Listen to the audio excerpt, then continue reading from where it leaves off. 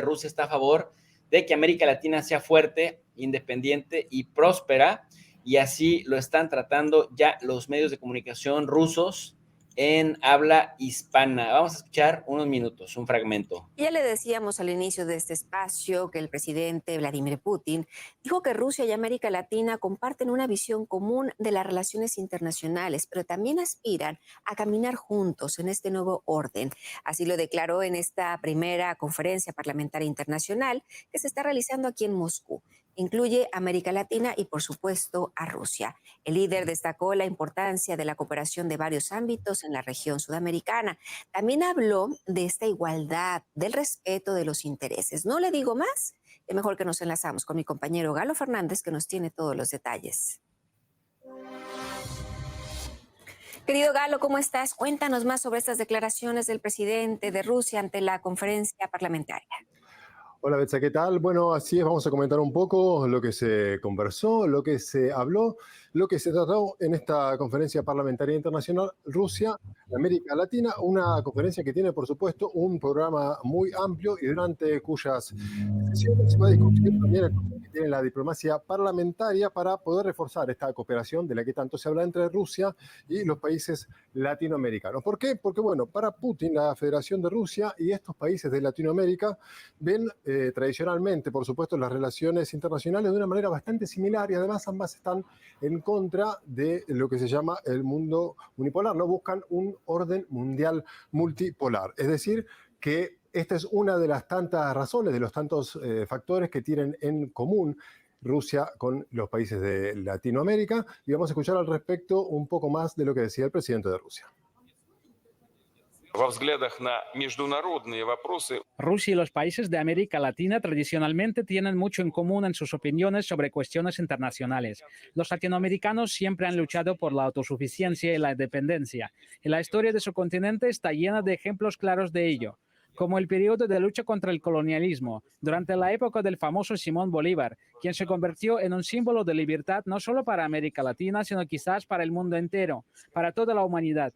Así como el caso de la segunda mitad del siglo pasado, cuando del continente surgieron luchadores tan leales a la justicia y la igualdad social como Salvador Allende, Ernesto Che Guevara y Fidel Castro. Bien, el presidente de Rusia también se refirió a las relaciones financieras, también a los créditos que muchas veces les son otorgados a países de Latinoamérica y terminan siendo más que ayuda, una soga puesta en el cuello, que finalmente esto, una vez más, solo favorece y solo sirve a, podemos decir, a los millonarios de siempre. Por eso es que Rusia lo que quiere es que los países de Latinoamérica sean fuertes, independientes y exitosos. Y esto es un poco más de lo que habló durante esta jornada, en la que también se refirió al grupo BRICS y el poder global que puede tener, y lo interesante es que también lo pronunció por afuera, no como una organización militar, sino el poder que puede tener por fuera del marco militar. El BRICS es un tipo de organización, no es una especie de alianza militar, es simplemente una plataforma para coordinar posiciones y elaborar soluciones mutuamente aceptables, basadas en la soberanía, la independencia y el respeto mutuo. Bueno, y por estas cosas también es que precisamente el presidente de Rusia decía que está dispuesto a ayudar a los países de Latinoamérica que siempre han buscado salir de situaciones muy difíciles, han estado al frente en revoluciones y Rusia cree que puede serle útil también para una vez más salir de este tipo de situaciones.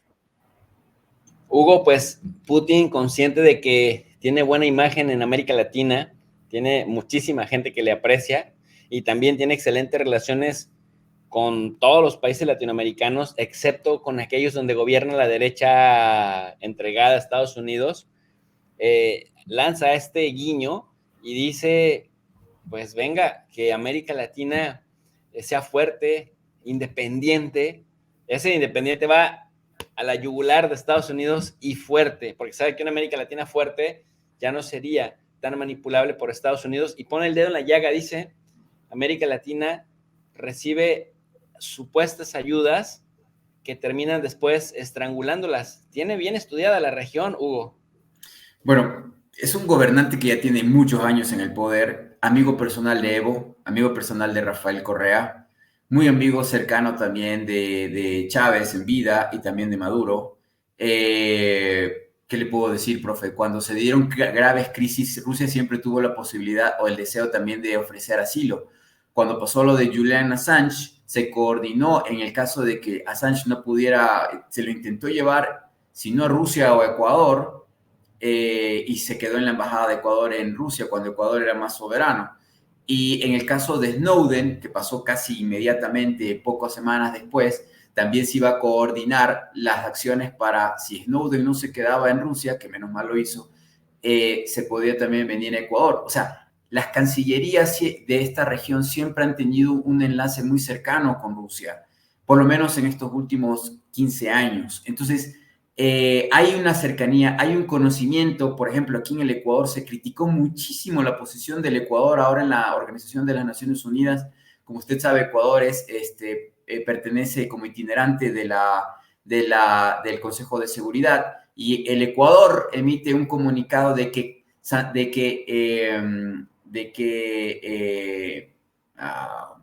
se me fue la palabra, critica, juzga la invasión de Rusia a Ucrania y bla, bla, bla, bla, bla, saliendo en medios de prensa y todo lo demás. Y aquí en el Ecuador se le repite al señor Guillermo Lasso, porque realmente está loco, ¿cuál es el país del planeta que más rosas compra, que más banano compra al Ecuador? Y es uno de los primeros 3 compradores de camarón del Ecuador. ¿Quién es? Rusia. Pero con todas esas ofensas, o con todas esas trataré de ser más profesional, con todos esos abruptos errores de cálculo, de no ver los datos, porque debería simplemente ver cuál es la balanza comercial del Ecuador para saber cómo estratégicamente tienes que tratar las cosas. Pero el señor Guillermo Lasso, como quiere tener su exilio en Estados Unidos, me imagino yo que esa debe ser la razón, su canciller emite un comunicado, y lo vienen haciendo desde hace mucho tiempo, criticando la relación entre Ecuador y Rusia, cuando Rusia es uno de los mejores compradores. Y ojo, Ecuador es un país agrícola, le importa más de 500 millones de dólares de lo que usted bien menciona, de productos agroindustriales para abonar el banano, el cacao, y etcétera, etcétera. Si si Rusia, perdón, nos bloqueara, nos sancionara y dejara de enviarnos esos abonos, solo con esos abonos el Ecuador quebraría. Ojo, cuando Guillermo Lasso trató de no enviar, de sumarse a las sanciones contra Rusia, prohibió de que se exportara el banano a Rusia. ¿Qué pasó? El banano se empezó a podrir en el Ecuador, y los agricultores pasó hace un año, perdón, en junio se levantaron en protesta contra el gobierno y tuvieron que volver a exportar. Pero Rusia, sabia, nos ha perdonado, es la verdad, le ha perdonado al Ecuador, y así también le ha perdonado a otros países que no saben entender cuál es la situación. El caso de Venezuela es más interesante todavía en seguridad. Si no hubiera sido por la estrategia, por la tecnología y por los conocimientos de Rusia con Venezuela, Maduro hubiese caído hace mucho tiempo atrás. Y él lo ha dicho en muchas oportunidades. Y uno de sus mejores discursos para Maduro fue cuando se quiso hacer la invasión desde Colombia, y ellos lo sabían. Un Sukhoi, de estos aviones que tiene Venezuela de origen ruso, un Sukhoi en 15 minutos está en Bogotá. En esa época se le decía, me parece, a Santos, y después Duque. Uno de nuestros aviones en 15 minutos está de Caracas en Bogotá en muy pocos minutos, y puede ser atroz, puede ser una debacle terrible. Ustedes nos pueden invadir por tierra con sus paramilicias y con todo lo demás. Nosotros podemos enviar uno de estos aviones y estamos ahí, Nariño. Y parece que se frenaron las condiciones beligerantes de Bolsonaro, de Duque, o era Santos, no me acuerdo en ese momento. Y esa es la influencia de Rusia en nuestra región. También considerar el caso de Nicaragua. Entonces, Rusia ha conformado en parte la estructura sociopolítica que estamos viviendo en esta región. Sin Rusia, sin China, nosotros no tendríamos aire para respirar. Así de fácil y sencillo. China con el tema crediticio. Oye, y del aire sin Brasil, ¿no? O sea, profe, en nuestra región, más que Brasil, influye China. Y más que Brasil, influye Rusia, por el mero hecho de que son grandes compradores de nuestros productos. La balanza comercial, solo cuando hablaba con el embajador de Rusia en varias oportunidades de esto, la balanza comercial entre, por ejemplo, Ecuador y Rusia es desfavorable para Rusia en casi 3.000 billones. O sea, Rusia no gana del Ecuador, Rusia pierde con el Ecuador porque le compra más de lo que le vende. Entonces, nosotros necesitamos de ese país, de esa nación. Y con China la cosa se está poniendo cada vez peor. O sea, me refiero peor en el sentido de que dependemos mucho más, cada vez más de China. Nuestro segundo socio comercial es China. Entonces, si no existieran esas condiciones, profe, es más que probable que nosotros estaríamos todavía en una condición de subyugaje como con Estados Unidos y con la Unión Europea como en los 70, 80. Surgen estas potencias, estas naciones, y se da esa primavera, ese milagro sudamericano y también esa rebeldía centroamericana que ahora en cambio es como la segunda ola que se está viendo con Xiomara Castro en Honduras, con el presidente Bukele en El Salvador. Incluso vamos a ver qué ocurre con Guatemala. O sea, Guatemala, Xiomara Castro lo dijo en la ONU ahora, que profe, Honduras es una nación que no ha tenido relaciones bilaterales directas con China en el continente en pleno siglo XXI. Con la segunda superpotencia, recién esta presidenta decide tener relaciones bilaterales. Y muchos de nuestros países recién tienen 40 años de relaciones bilaterales. En la época de la Unión Soviética, solamente 2 países tenían embajadas de la Unión Soviética en nuestro continente, y era México y la Argentina. Por eso, México y la Argentina culturalmente se desarrollaron mucho más en sus universidades con esas relaciones bilaterales, mandando estudiantes y trayéndolos y becarios y todo lo demás, mientras que nosotros solamente traíamos a los Chicago Boys que nos destruyeron y nos acabaron, así de fácil y sencillo. Entonces es una posibilidad. Gracias a toda esa situación de que existe Rusia y de que existe China, es que de que nosotros tenemos ese espacio de negociación. Hay más opciones. Sí, hay más opciones. Y Hugo, hablando justamente de eso, ya hablaste ahorita de lo práctico.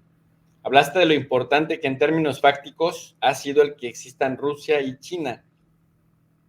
Ahora pasamos a lo simbólico de esta relación América Latina-Rusia, porque Vladimir Putin se desvivió en elogios para este hombre al que tanto se ha satanizado en la prensa occidental. Putin no es comunista, por el contrario, Putin es adversario de los comunistas en Rusia, es cristiano ortodoxo, practicante, etcétera, etcétera. Sin embargo, es un tipo que reconoce y dice, Fidel Castro era un histórico, una personalidad única, el tipo de personas que engendra América Latina. Putin también conoce de símbolos y sabe la importancia para las izquierdas de América Latina que tiene Fidel Castro. Del Che Guevara, por ejemplo, dijo que era un abnegado luchador por la justicia y la igualdad social. Destacó el papel de Salvador Allende, de Fidel Castro y del mismo Che Guevara, que provocaron un gran aplauso en el auditorio. Putin señaló que esos aplausos hablaban por sí solos del papel que desempeñaron estas personas y dijo, yo tuve varios encuentros con Fidel Castro, era un coloso, un hombre que pensaba en la gente cada segundo y no solo en los cubanos, pensaba también en toda la América Latina y en la gente del planeta. Así que te digo, Vladimir Putin no deja pasar una y también conoce de símbolos. Totalmente de acuerdo con usted. Esa semiótica de mencionar a 3 grandes líderes de Caribe, Castro. Всегда стремились к самостоятельности, независимости. И история вашего континента полна тому. Perdón, Hugo, adelante. Sí, bueno, me parece que también fue posicionar a la región porque fuera de América, que pensamos que hay tantas diferencias para los rusos, para los chinos, somos prácticamente una misma, casi un mismo territorio muy parecido, ¿no? Desde México hasta Argentina, con excepción de Brasil, por el idioma, por el lenguaje mayormente, pero por el clima y por muchas condiciones somos muy igualitarios, excepto en lo andino, eso sí hay que reconocerlo. Pero del Caribe, Fidel Castro, del sur, del Chile, de la Patagonia, estamos hablando de alguien que justo estuvimos haciendo análisis de los 50 años del golpe de Estado Allende. Y estamos hablando también del Che Guevara, también de la Patagonia, pero que une desde la Patagonia a México, que estuvo también allí y ahí conoce a Castro y luego se involucra en el tema de Cuba y después muere en Bolivia. Creo que lo supo escoger a los tres personajes, ¿no? Y ojo, que pudo haber dicho un Pinochet, que aquí tanta gente defiende a Pinochet, no sé, bueno, respeto, que defienden tal vez a un Videla en la Argentina, ¿no? Ahora en este proceso electoral que hay gente que quiere reivindicar las acciones de la dictadura en la Argentina, y podemos ir a Brasil y podemos ir a otros países, ¿no es cierto? Desde México incluso también hasta la Patagonia, pero escogió estos personajes y eso es lo paradigmático de nosotros los americanos respecto a Putin. Porque los medios europeos y los medios de Estados Unidos dicen, pero, a ver, latinoamericanos, como ellos nos llaman, ¿por qué valoran a Putin si Putin es un ultraderechista y ustedes están por el lado de la corriente de la izquierda a su manera, americana? ¿Por qué lo respetan, no? ¿Por qué quieren acercarse a un país como Rusia o incluso una China que parece más capitalista, no? Pero en la parte dogmática, nosotros consideramos, y usted dice que en Rusia al pueblo le gusta alguien que aglutine, alguien que organice, alguien que tenga estructura tanto de discurso como de acción en la política, pero nosotros en América Latina también. Nosotros también, y le digo en mi propia experiencia, y no me avergüenzo como hombre de decirlo, yo lloré en el último discurso de Chávez, en la lluvia, cuando sabía que tenía cáncer. Y me hizo recordar mis ideales de muchacho en algún momento, ¿no? Que hasta como sudamericano y habiendo trabajado en Bolivia de muchacho, pensé que la única solución eran las armas. Y tenemos ese espacio y tenemos estos rebeldes que ahora son más pacíficos, porque creo que el presidente de México es rebelde, pero busca por el tema democrático esa revolución, digámoslo de esa manera. Aquí en Ecuador todavía tenemos, se empecina Correa en las campañas electorales de hablar de revolución, ¿no? Él dice la Revolución Ciudadana y así le puso de nombre el nuevo partido que tiene ahora, Revolución Ciudadana. Y nosotros somos enamorados eternos de la revolución. Y creo que eso es algo que no va a cambiar. O sea, porque seguimos en la cuarta transformación en México, en la quinta república en Venezuela, Argentina está esperando algo, y así sucesivamente, ¿no? Somos beligerantes, nos gusta cómo lo hacen los rusos, que se defienden, que son nacionalistas, que luchan por sus ideales. Hemos tenido una etapa muy dura en la que se nos impuso una bota sumamente dura, que yo le llamo Plan Infamia, se lo llamó Plan Cóndor, para implantarnos el terror en los ideales. Y si bien es cierto, sofocó, de todas maneras, miren lo que pasa en América, desde México hasta la Argentina.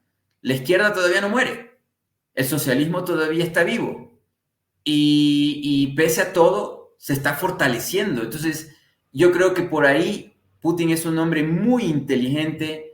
No sé cuántas veces haya venido a la región, pero la conoce mejor que un mismo sudamericano, centroamericano o mexicano. O sea, la entiende, sabe para dónde va el camino, sabe por dónde recorremos, para dónde vamos. Y también sabe una cosa muy importante, que somos regiones gigantescas, tanto Rusia como nuestra región, y que somos altamente ricos en recursos para siglos. Entonces, y eso no pasa en Europa. Eso en Asia no hay. En África tampoco, en ciertas regiones africanas. Y en Norteamérica, los estadounidenses se lo comieron todo.